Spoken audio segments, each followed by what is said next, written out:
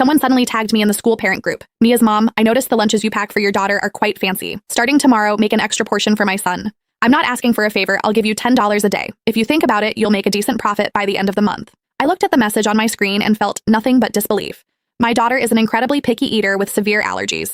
Every ingredient I use is flown in from specific organic farms. A single meal cost me over $500 to prepare. And now, someone wanted to buy it for $10? I replied directly in the group, no. I didn't expect Mia to come home from preschool the next day crying. She told me a classmate had snatched her lunchbox and the teacher called her selfish for not sharing. Fine. Since you want to play dirty, don't blame me for ending your career. I stared at the constant notifications popping up in the parent group and almost laughed out of sheer anger. The person messaging me had a profile picture of her and her son. Her display name was Braxton's mom. Seeing that I hadn't replied immediately, she sent several more messages in a row. Mia's mom, are you there? My Braxton hasn't had much of an appetite lately, but he really liked the look of Mia's lunch. It's not like it's a big deal. You're already cooking anyway, so making a bit more won't hurt. $10 a day is a lot. You can get a meal at a fast food joint for that. I know being a single mom isn't easy, so just take it as extra grocery money. The condescending tone of her messages made my skin crawl. I have no idea where she got the idea that I'm a struggling single mother.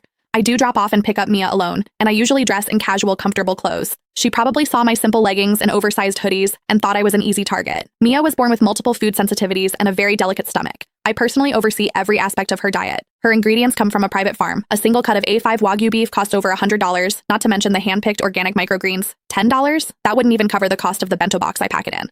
I didn't feel like wasting my breath, so I typed a short response. I'm busy, and my daughter's meals are very expensive. $10 won't cover it. I thought a firm rejection would shut her up.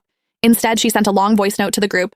Oh, come on, Mia's mom. We're all parents in the same class. What's wrong with helping each other out? It's just a few pieces of meat and some vegetables. How much could it possibly be worth? You're acting like you're serving gold on a plate? Plus, why feed a girl such expensive food? She's just going to grow up and get married anyway. My Braxton is a boy. He needs the nutrition to grow. You really lack perspective. The heat rose in my chest as I listened to her voice. I couldn't believe I was hearing such backward, sexist garbage in this day and age. I was about to go off on her when the head teacher, Mrs. Higgins, suddenly jumped into the conversation. Mia's mom, Braxton's mom, is just thinking about the kids. Our school always encourages the children to practice the spirit of sharing. Since Braxton likes Mia's food, maybe you could put in a little extra effort. It would help the children bond, wouldn't it? I looked at the teacher's biased message, and my expression went cold. I had just moved Mia to this elite private preschool, thinking the high tuition meant a better environment. I didn't realize the teachers were just as bad. I ignored the rest of the messages and tossed my phone aside. Let them say whatever they want. There was no way in hell I was cooking for that brat. The next afternoon, I went to pick Mia up from school. As soon as I reached the classroom door, I saw Mia standing alone in a corner. Her eyes were red and puffy. She had clearly been crying for a long time. My heart shattered. I ran over and pulled her into my arms. Mia, baby, what happened? Who hurt you? The moment she saw me, she burst into fresh sobs, clutching my shirt with her tiny hands. Mommy, I'm hungry, and Braxton took my lunch. My head started spinning with rage. I pack exactly enough food for Mia every day. If she didn't eat her lunch, she had been starving for hours. More importantly, with her condition, skipping meals could trigger low blood sugar or stomach cramps. I